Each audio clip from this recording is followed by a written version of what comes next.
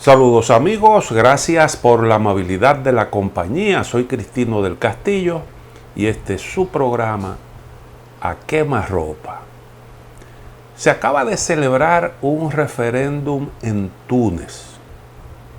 El objetivo era aprobar la nueva constitución promovida por el gobierno que encabeza Kais Saied, que fue elegido presidente hace algún tiempo. La mayoría de las agencias noticiosas nos dicen que esa nueva constitución convertirá a Saied en un nuevo dictador de Túnez.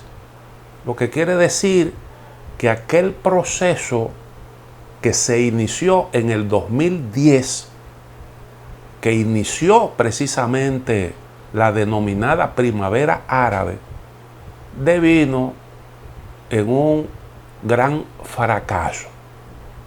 Desde entonces, este que era el único país árabe en donde hubo primavera, como le llamaron, el único país que abrazó la democracia como régimen político, ahora pues deviene en una dictadura. Es lo que nos están diciendo.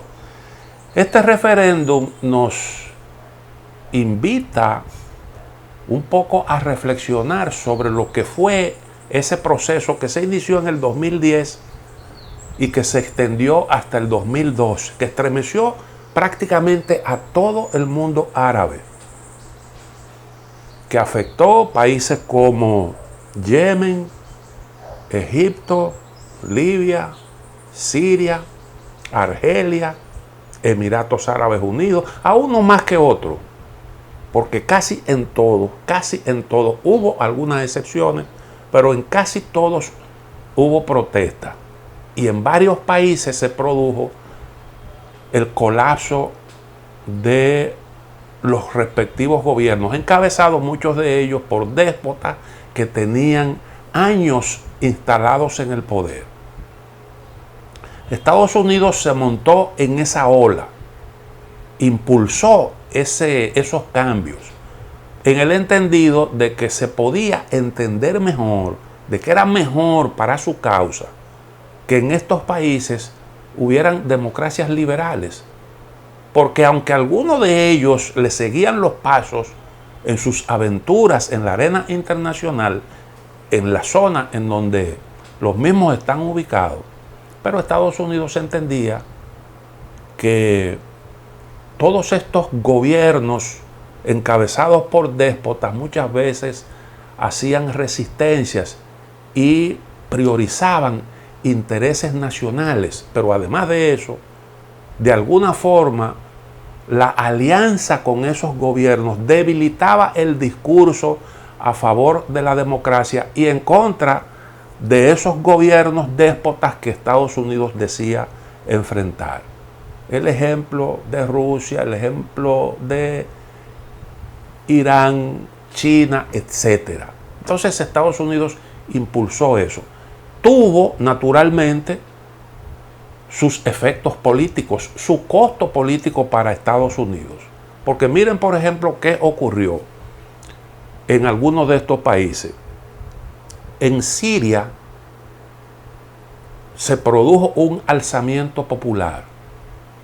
Estados Unidos ahí entonces armó todo un movimiento para ayudar a los manifestantes a derrocar el gobierno de Bashar al-Assad, uno de sus principales enemigos ahí en Oriente Medio. Y en ese proceso entonces se produce la emergencia del Estado Islámico, que era una rama casi insignificante de Al-Qaeda, con muy poca presencia, con muy poca incidencia en esa organización que abarcaba a otros grupos considerados terroristas.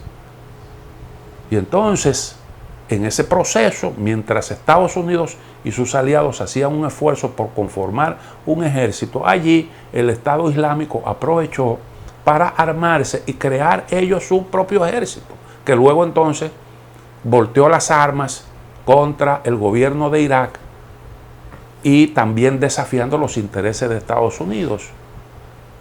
Y ustedes recuerdan todo el dolor de cabeza que este grupo armado provocó, porque además de eso llevó sus acciones violentas a distintas partes del mundo, sobre todo a Europa, en donde practicó varios atentados. Finalmente no se pudo lograr destituir a Bashar al-Assad. Ahí, bueno, la historia todo la conocemos. Se produjo la incursión de Rusia en esa zona que apoyó a Assad, y entonces con la ayuda también de Irán, eso resultó un esfuerzo fallido. En Egipto colapsó el régimen de Hosni Mubarak, un aliado de muchos años de Estados Unidos y el bloque occidental. Israel se sentía cómodo con Hosni Mubarak. Y entonces ahí vimos cómo en el marco de ese movimiento de la primavera árabe se producen las primeras elecciones libres en Egipto y la ganan los hermanos musulmanes. Y lo primero que hicieron los hermanos musulmanes fue acercarse a sus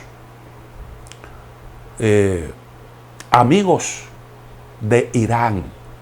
Y eso irritó mucho a Israel porque afectaba sus intereses nacionales. Entonces se veía a un Hosni Mubarak que era procesado en los tribunales egipcios, que lo presentaban en esas audiencias dentro de una celda. El presidente egipcio, más de 20 años en el poder, nunca se habían celebrado allí elecciones, era un déspota también. Pero eso no cayó muy bien ni en Israel, tampoco en Arabia Saudita y en esas monarquías del Golfo. A partir de ahí, las cosas cambiaron porque, como hemos dicho en otros programas, se generó mucha desconfianza. Y así es que Estados Unidos le paga a sus aliados, de esa manera. Cojan ustedes el caso también de Libia. Allí, bueno, pues se produjo también un alzamiento popular. Ya Occidente tenía un arreglo con Muammar Gaddafi, pero esto se entendió como una oportunidad para salir de un individuo que no era confiable, que había practicado actos terroristas, que había asumido durante muchísimo tiempo posiciones contra Occidente. Había que salir de él. Y entonces la OTAN apoyó a los rebeldes con ataques aéreos.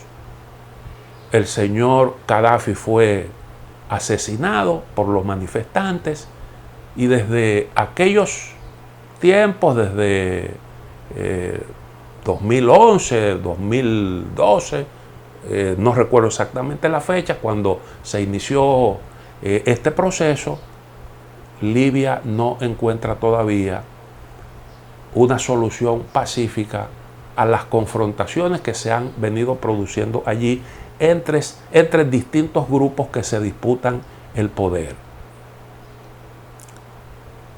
Pero además de eso, se produjo en Yemen la salida de otro presidente que tenía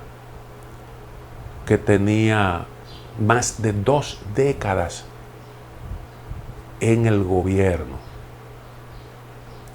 Ali Abdullah Saleh, que era chiita, pero se entendía muy bien con los sunitas de Arabia Saudita.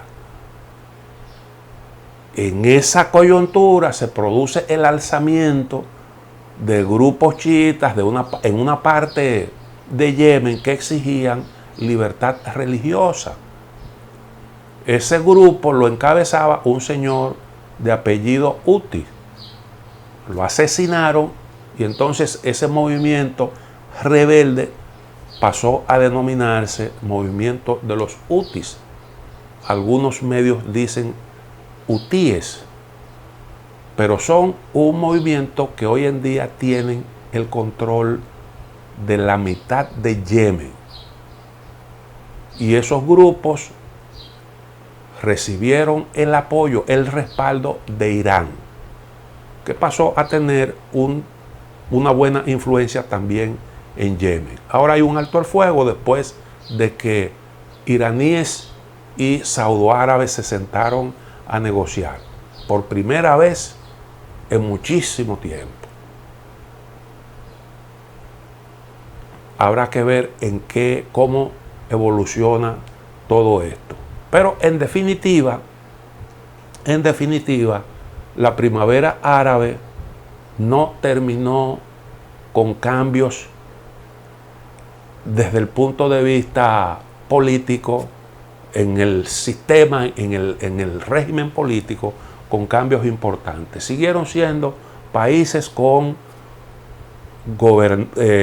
gobiernos autocráticos. El caso, por ejemplo, de Egipto, allí se salió de Hosni Mubarak, pero luego se produjo un golpe de Estado que encabeza el actual presidente Al-Sisi, que ahora se está entendiendo bien con Rusia y que no es un incondicional 100% de los países occidentales. Y entonces, ese es más o menos el saldo de eso que se denominó primavera árabe. Algunos dicen que devino en un profundo invierno. Y ahora, pues nos llega la noticia de que se ha producido una involución en Yemen, donde todo esto inició. Permítame hacer una pequeña pausa, en breve retorno con el tema.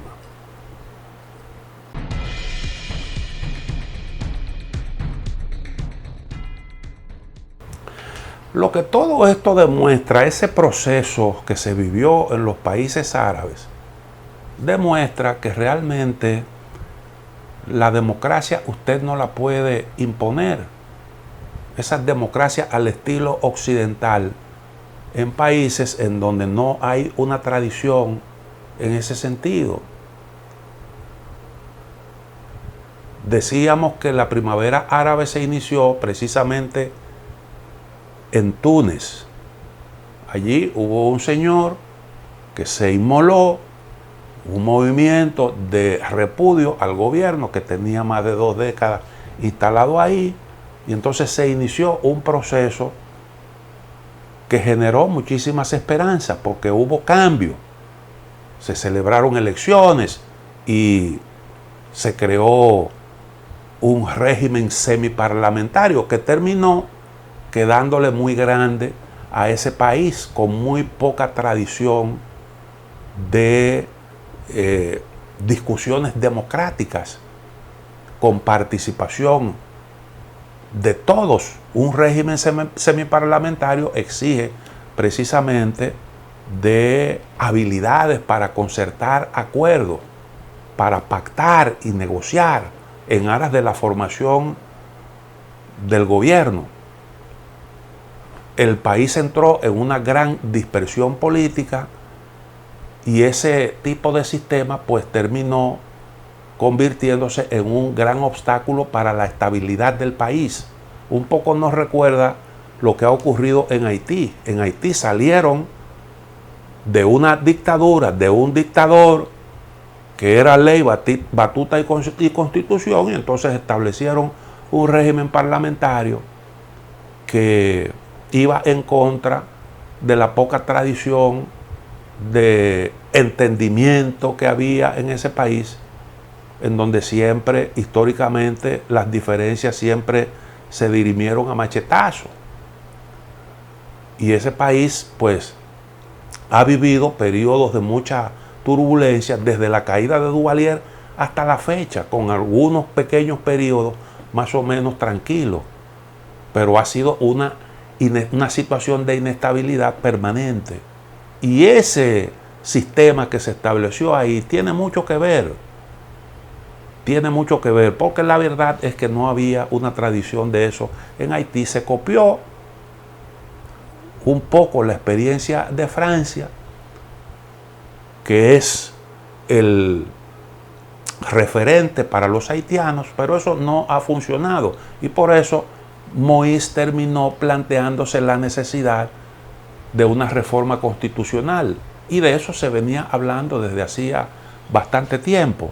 Pero él concibió la reforma constitucional no para democratizar Haití, sino como una forma de él continuar en el poder aún sin ostentar el cargo de presidente de la República. Y entonces en Túnez un poco está ocurriendo eso. Es lo que nos cuentan los medios de comunicación. El presidente disolvió el parlamento, destituyó al primer ministro y pasó a gobernar el país por decreto. Convocó un referéndum para cambiar la constitución, el sistema electoral, y entonces en ese proceso, pues con una participación de un 35%, se aprobó esa nueva constitución y pues ahora el presidente nombra el gobierno responde ante el presidente, no ante el parlamento,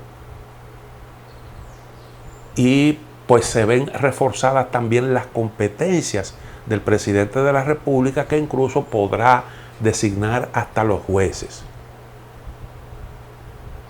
Y es un paso que algunos entienden que es un retroceso, aunque